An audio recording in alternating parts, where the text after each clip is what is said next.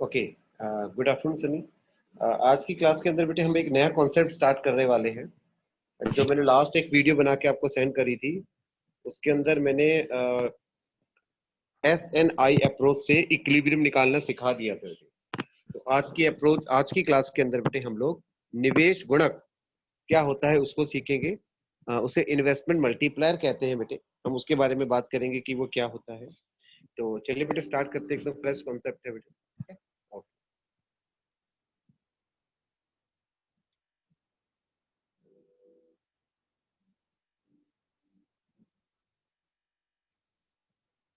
तो जैसा कि मैंने आपको बताया कि आज का जो हमारा कॉन्सेप्ट है बहुत ही इंपॉर्टेंट कॉन्सेप्ट है बोर्ड के पॉइंट ऑफ व्यू से, और उस कॉन्सेप्ट का नाम है निवेश गुणक, और इंग्लिश में उसे कहते हैं इन्वेस्टमेंट मल्टीप्लायर। हेडिंग डाल लीजिए निवेश गुणक।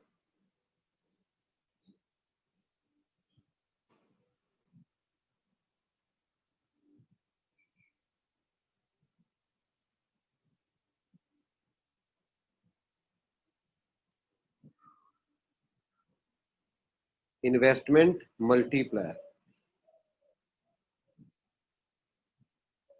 इसे बेटे स्मॉल के से डिनोट करते हैं, स्मॉल के से। निवेश गुणक होता क्या है, चलिए लैंग्वेज से आपको बताता हूं मैं। निवेश गुणक क्या होता है लिखिए।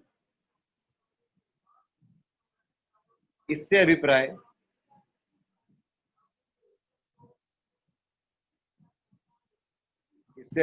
उस संख्या से होता है, इससे अभिप्राय उस संख्या से होता है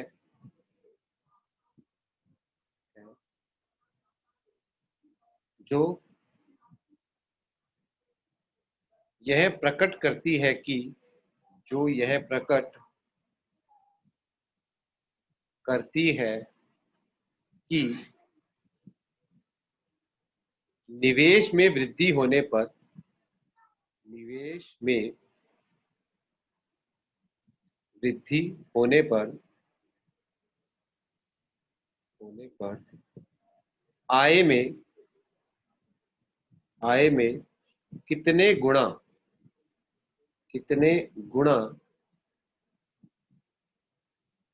वृद्धि हो जाती है, कितने गुणा वृद्धि हो जाती है। तो निवेश गुणक आपको ये बताता है कि जब इकोनॉमी के अंदर हम लोग निवेश में वृद्धि करते हैं,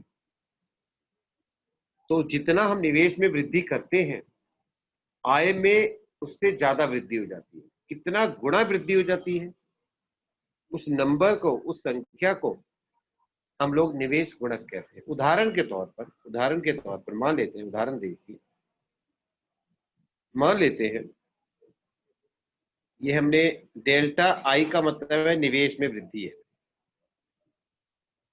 मान लेते हैं निवेश में वृद्धि की गई है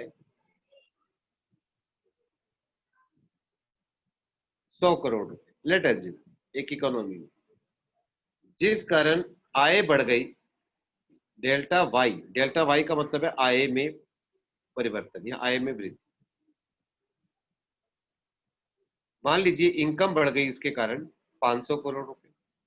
कैसे बढ़ गई इसकी प्रोसेस है, 4 नंबर का क्वेश्चन है, वो मैं अलग से समझाऊंगा, लेकिन सिर्फ एग्जांपल बता रहा हूं कि मान लीजिए 100 करोड़ रुपए के निवेश में वृद्धि करने से अगर आय में 500 करोड़ रुपए की वृद्धि हो जाती है, तो इसका मतलब है कि आय निवेश की तुलना में 5 गुणा, 5 टाइम्स बढ़ गई। तो के क्या होगा, के मतलब निवेश गुणक क्या होता है, delta Y upon delta I. मतलब 500 करोड़ रुपए आय बढ़ी, जबकि निवेश में आपने सिर्फ 100 करोड़ रुपए की वृद्धि करी। तो निवेश गुणक कितना आ गया आपका, 5। तो ये 5 ये नंबर है जो आपको बता रहा है कि निवेश की तुलना में आय में कितने गुणा वृद्धि होती है। अगर ये 4 होता तो 4 गुणा वृद्धि होती, 400 होता ये। अगर ये 7 होता तो 7 गुणा वृद्धि होती, राइट। तो ये बेटे आपका फॉर्मूला है इसका, के का। आप इसको कह सकते हैं के यानी कि निवेश गुणक इज इक्वल टू, ये फॉर्मूला है। इसका मतलब होता है आय में वृद्धि ये वृद्धि लिखा है बेटे, वृद्धि और निवेश में।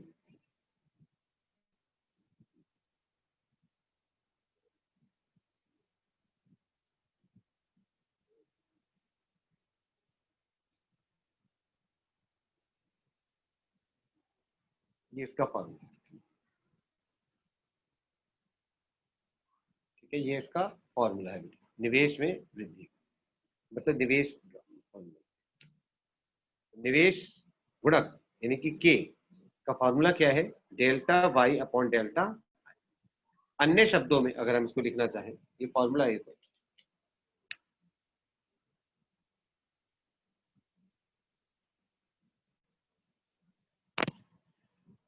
आप कह सकते हैं, अन्य शब्दों में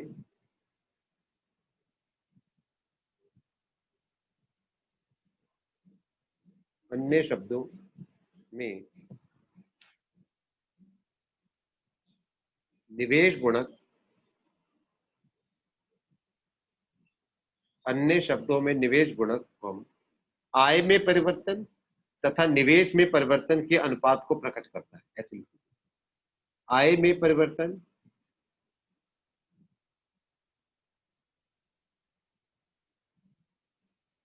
तथा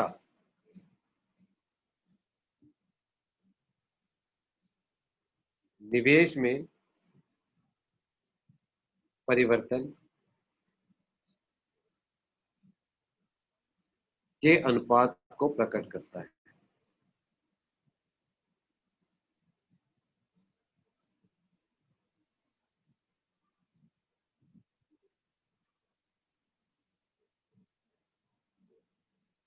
ठीक है, इसका डायग्राम देखते हैं, निवेश गुणक का डायग्राम कैसे बनता है। ठीक है, पिक्चर्स में सेंड कर दूंगा बेटा, पेज नंबर 1 है।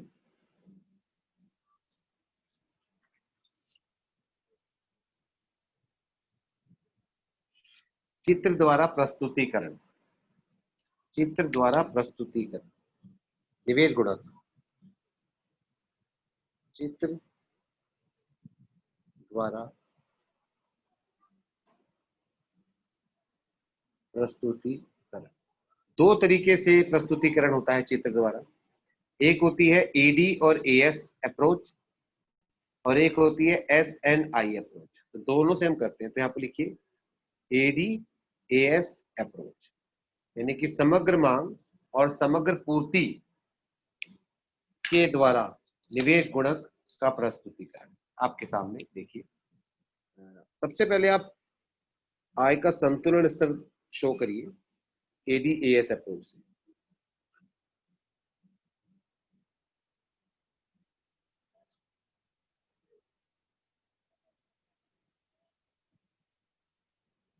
यहाँ पर आय आप ले सकते हैं या उत्पादन ले सकते हैं, जिसे हम इनकम भी कहते हैं, और यहाँ पर एडी और एएस यानी कि समग्र मांग और समग्र पूर्ति। सबसे पहले आप एक 45 डिग्री की लाइन बनाइए, यहाँ पर जो एंगल बना रही हो 45 डिग्री का, इसको हम ओ वाई या एएस कहते हैं। फिर आप एक एडी बनाइए,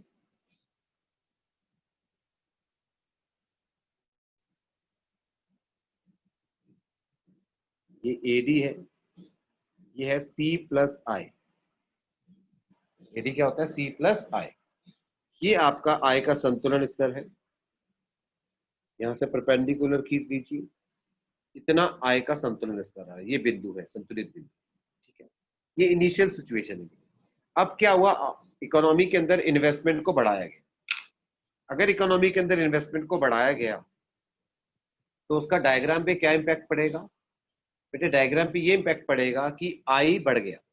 आई बढ़ने से एडी की वैल्यू बढ़ जाएगी और एडी अब पहले के कंपैरिजन में ऊपर बनेगा, लेकिन पैरेलल, क्योंकि इन्वेस्टमेंट को हम कांस्टेंट रेट से बढ़ाते हैं। तो ये पैरेलल, इसके पैरेलल जाएगा, इसके पैरेलल जाएगा, और आप इसको बोलेंगे AD1, और नाम आएगा C is equal to C plus I plus delta I और आ जाएगा।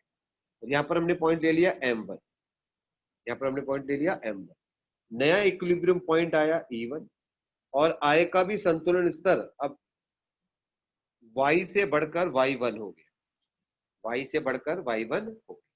तो इस डायग्राम में आपको साफ नजर आ रहा है कि जैसे ही आपने इन्वेस्टमेंट को बढ़ाया, ये आपने इन्वेस्टमेंट बढ़ाया डेल्टा आई, जिस कारण आपकी आय भी इतनी बढ़ गई डेल्टा आई। ये जो इतना इन्वेस्टमेंट बढ़ाने से इतनी आय बढ़ी, इसी को अगर यहाँ पर रेशो में रिप्रेजेंट कर देंगे तो वही इन्वेस्टमेंट मल्टीप्लाई कहलाएगा। देखिए इन्वेस्टमेंट मल्टीप्लाई क्या होता है, delta Y upon delta I. तो अगर आप डायग्राम में देखेंगे तो डेल्टा वाई कितना है बेटे, वाई वाई वन, ये डेल्टा आई है, वाई है, वाई वाई वन।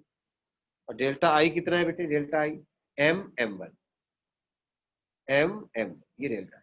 तो इसी को हम डायग्रामेटिकल प्रेजेंटेशन कह देते हैं निवेश गुणक। एडीएस अप्रोच से किया है बेटे बेटे। अभी मैं इसी को एस एन आई अप्रोच से भी करके दिखाऊंगा। आई इसका निवेश गुणक का प्रस्तुतिकरण मैं आपको एस एन आई अप्रोच से भी करके दिखाऊंगा। तो यहाँ पर लिखेंगे बचत निवेश विश्लेषण द्वारा, यानी कि एस एन आई अप्रोच से भी इसको हम शो कर सकते हैं। एस एंड आई अप्रोच से भी इसका इक्विलिब्रियम शो किया जा सकता है। ठीक है, इतना इन्वेस्टमेंट बढ़ाने से इनकम इतनी बढ़ गई। अगर एस एन आई अप्रोच होता तो कैसे दिखता, चला देखते हैं। चलिए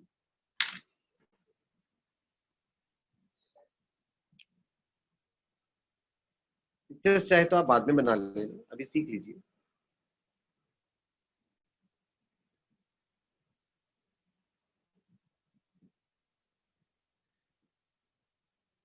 एस एन आई अप्रोच में बेटे पहले हम इक्विलिब्रियम शो करेंगे जैसे उसमें करते हैं नॉर्मली।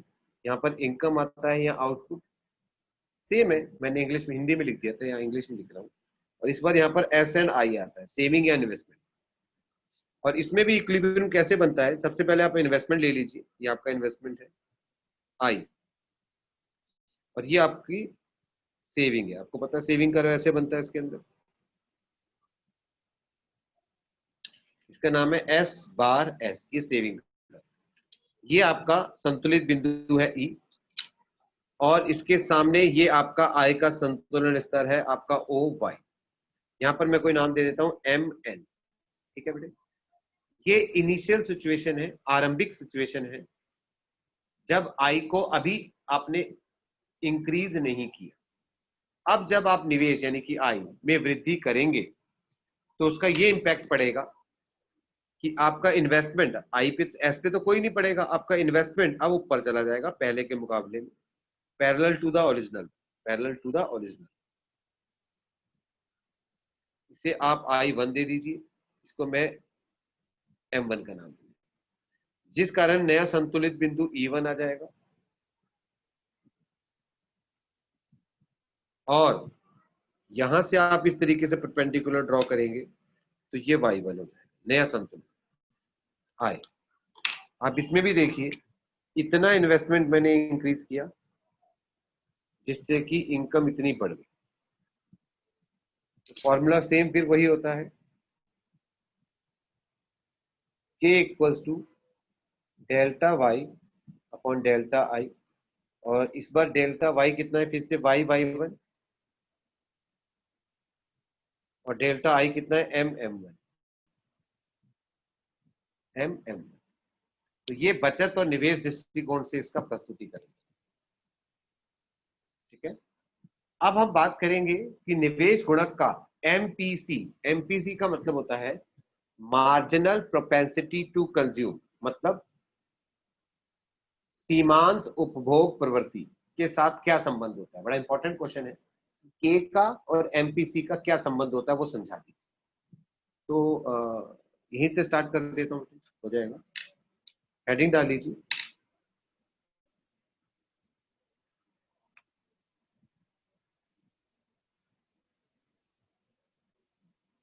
के यानी कि निवेश गुणक तथा एमपीसी यानी कि सीमांत उपभोग प्रवृत्ति में संबंध, में संबंध।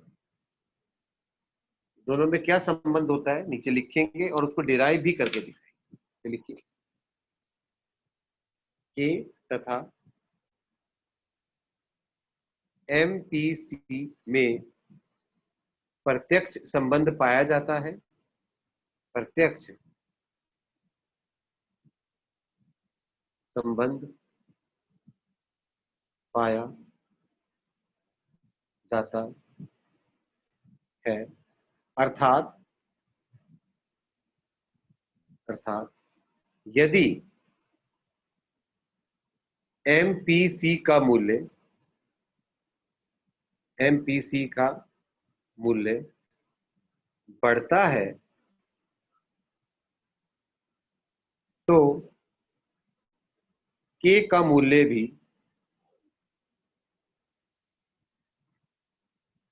बढ़ जाता है,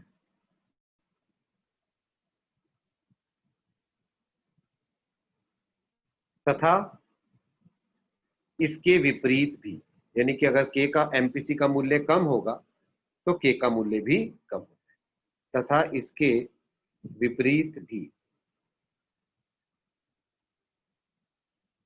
ठीक है, इसको किस फॉर्मूले से रिप्रेजेंट किया जाता है के और एमपीसी में, वो मैं नेक्स्ट पेपर पे आपको दिखाता हूँ, पिक्चर्स में सेंड कर दूंगा।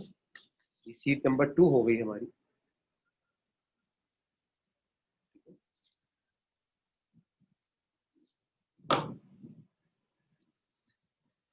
ओके, तो अभी जैसे कि उसके नीचे लिखेंगे आप फॉर्मूला। इसका फॉर्मूला क्या होता है बेटे? इसका फॉर्मूला होता है के इक्वल्स टू 1/1 माइनस एमपीसी, ये इसका फॉर्मूला होता है।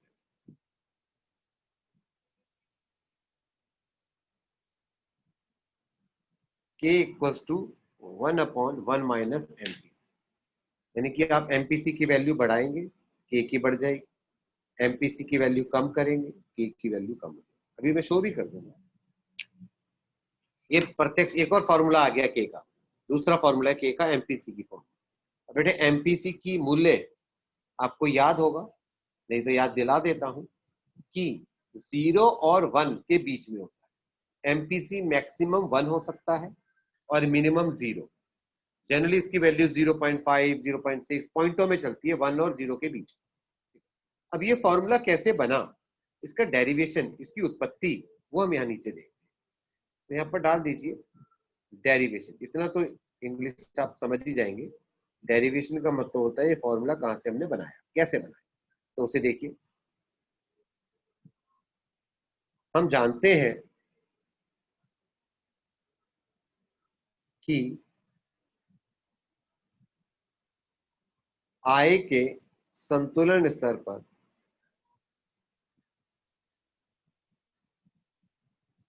हम जानते हैं कि आय के संतुलन स्तर पर y इक्वल्स टू होता है बेटे c plus I. y equals to होता है c प्लस आई। तो हम इसको लिख सकते हैं delta y is equal to delta c plus delta y I. Delta लगा दिया सामने। अब इसको डेल्टा y से भाग दे दीजिए सबको। समीकरण को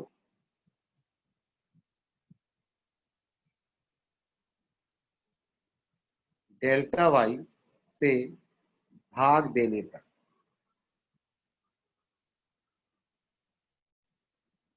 ये क्या आएगा? Delta y upon delta y equals to ये आएगा delta c upon delta y plus ये आएगा delta i upon delta y। ठीक है, अब delta y upon delta y तो 1 हो गया, और delta c upon delta y क्या होता है बेटे? आपको याद दिला दूं, ये एमपीसी होता है बेटे। Delta y upon delta c upon delta y आपका एमपीसी होता है। ये एमपीसी आ गया, प्लस इसको आप ऐसे ही रहने दीजिए। ठीक है, अब एमपीसी को आप इधर ले आइए, तो 1 minus MPC equals to delta I upon delta Y. इसके नीचे पूरे के नीचे 1 लेट कर सकते हैं। अब इन दोनों को रेसिप्रोकल कर दीजिए। रेसिप्रोकल मतलब उल्टा, दोनों साइड्स को अपोजिट करने पर, रेसिप्रोकल करने पर ये बन जाएगा 1/1 माइनस एमपीसी, और ये बन जाएगा delta Y upon delta I. Right, तो यानी कि delta Y upon delta I तो के होता है, और ये क्या है 1/1 माइनस एम। तो ये इस तरीके से फॉर्मूला डिराइव। लेकिन बट एक चीज और याद रखना, बट 1 माइनस एमपीसी आपका एमपीएस होता है, अगर आपको याद है तो 1 माइनस एमपीसी एमपीएस होता है। तो अगर मैं यहाँ पर रख दूं तो के का एक तीसरा फॉर्मूला निकल के आएगा, के इज इक्वल टू 1/एमपीएस, 1/एमपीएस। ये के का थर्ड फॉर्मूला है। ये एमपीसी की फॉर्म में 1/1 माइनस एमपीसी, 1/एमपीएस। और ये क्या रिप्रेजेंट करता है, ये क्या रिप्रेजेंट करता है, ये शो कर रहा है के और एमपीएस में विपरीत संबंध, और ये के और एमपीसी में प्रत्यक्ष संबंध। तो देखिए, अर्थात के व एमपीएस में प्रत्यक्ष संबंध पाया जाता है, प्रत्यक्ष संबंध पाया जाता है। ठीक है बेटे, अब के की मिनिमम और अधिकतम मूल्य दोनों लिखेंगे। ये थर्ड पेज है बेटे, फोर्थ पेज देखिए, बहुत इंपॉर्टेंट है बेटे के सारे कॉन्सेप्ट, इसके न्यूमेरिकल्स भी आते हैं। तो ओवरऑल के तीन फॉर्मूले मैंने आपको बता दी। अगर मैं उसको एक साथ लिखना चाहूँ नोट में तो लिख लीजिए एक बार, कि तीन तीन फॉर्मूले मैं आपको बता चुका हूँ, एक साथ लिख देता हूँ तीनों। कि आप निकाल सकते हैं या तो बेसिक फॉर्मूला क्या है, K is equal to delta Y upon delta I, ये मेन फॉर्मूला है। या आप निकाल सकते हैं, अगर आपको एमपीसी दिया हुआ है तो 1/1 माइनस एमपीसी से भी निकल जाएगा। या अगर आपको एमपीएस दिया हुआ है तो 1/एमपीएस से भी निकल जाएगा। अब तीनों में से किसी से भी के को निकाला जा सकता है, राइट। और कुछ बातें जान लीजिए के बारे में। सबसे पहली बात, सदर पॉइंट सब जानिए। के का अधिकतम मूल्य, के का अधिकतम मूल्य अनंत होता है। अनंत मतलब इनफाइनाइट, अनंत मतलब इनफाइनाइट होता है, मतलब कुछ भी हो सकता है, होता पॉजिटिव। कब होता है, जब एमपीसी मैक्सिमम होता है, यानी कि 1 होता है। एमपीसी मैक्सिमम मतलब 1 होता है। तो अगर मैं इसमें फॉर्मूले में पुट करके शो करके दिखाऊं तो के होता है 1/1 माइनस एमपीसी, और एमपीसी की मैक्सिमम वैल्यू 1 अगर हम यहाँ पुट कर दें तो 1/1, तो ये 1/0 आ जाएगा, 1 में से 1 गया। और 1/0 होता है बेटे इंफिनिटी, 1/0 होता है आपका इंफिनिटी। ठीक है। दूसरा, के का न्यूनतम मूल्य 1 होता है। 1 मतलब 1 होता है। कब होता है, जब एमपीसी बराबर 0 होता है। इसको भी सॉल्व करके दिखा देते हैं। के इज इक्वल टू फिर से 1/1 माइनस एमपीसी, एमपीसी का न्यूनतम मूल्य मूल्य रख दीजिए 1/0, तो 1/1 तो के 1 से नीचे नहीं जाएगा के। अब एक होती है के की बेटे निवेश गुणक की अनुकूल प्रक्रिया, एक होती है प्रतिकूल प्रक्रिया। तो देखिए, निवेश गुणक की प्रक्रिया को ये भी जान लीजिए एक पॉइंट में। निवेश गुणक की प्रक्रिया को, निवेश गुणक की प्रक्रिया को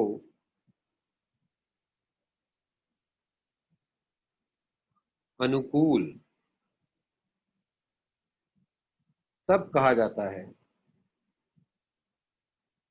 तब कहा जाता है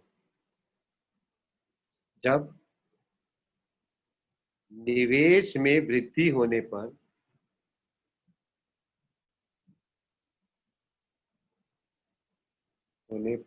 आय में कई गुणा अधिक, आय में कई गुणा अधिक वृद्धि हो जाती है। ठीक है, जो अभी तक बताता आया। लेकिन निवेश में वृद्धि होने से आय में कई गुणा वृद्धि हो जाती है तो अनुकूल हो गया। लेकिन अगर हम निवेश को कम करेंगे तो आय भी तो बेटे कई गुणा कम हो जाएगी। अगर निवेश को बढ़ाने से आय कई गुणा ज्यादा बढ़ सकती है तो निवेश को कम करने से आय में कई गुणा ज्यादा कमी भी आ सकती है। उसको हम कहते हैं प्रतिकूल प्रक्रिया। तो लिख लीजिए, निवेश गुणक की प्रक्रिया को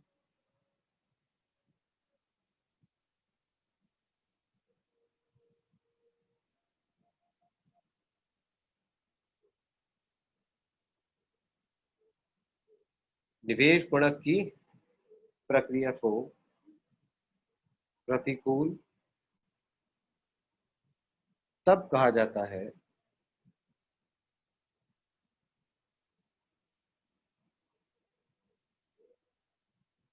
जब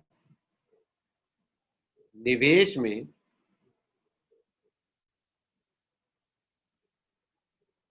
कमी करने पर, यानी कि कम करने पर, निवेश में कमी करने पर आय में कई गुणा अधिक, आय में कई गुणा अधिक कमी हो जाती है। राइट, दोनों एक दूसरे के अपोजिट है। मैंने यहाँ क्या बोला, अनुकूल कब होता है, जब निवेश में वृद्धि करने से आय में कई गुणा अधिक वृद्धि हो जाती है। और प्रतिकूल कब बोला, जब निवेश में कमी करने से आय में कई गुणा अधिक कमी हो जाती है। दोनों एक दूसरे की अपोजिट है, विपरीत है। तो ये बेटे मैंने आपको निवेश गुणक के बारे में कुछ बेसिक बातें बताई। अब आज हम इतना ही रहने देते हैं, बेसिक से ही अब आपको सीखिए, पढ़िए। और नेक्स्ट क्लास के अंदर मैं आपको बताऊंगा कि निवेश गुणक की प्रक्रिया कैसे काम करती है। वो 4 नंबर का क्वेश्चन है, मैं नेक्स्ट क्लास में आपको बताऊंगा कि ऐसा कैसे संभव होता है कि आपने 100 करोड़ रुपए इन्वेस्ट किए और वो अर्थव्यवस्था में 400, 500, 800, 1000 करोड़ बन गए। How it can be possible.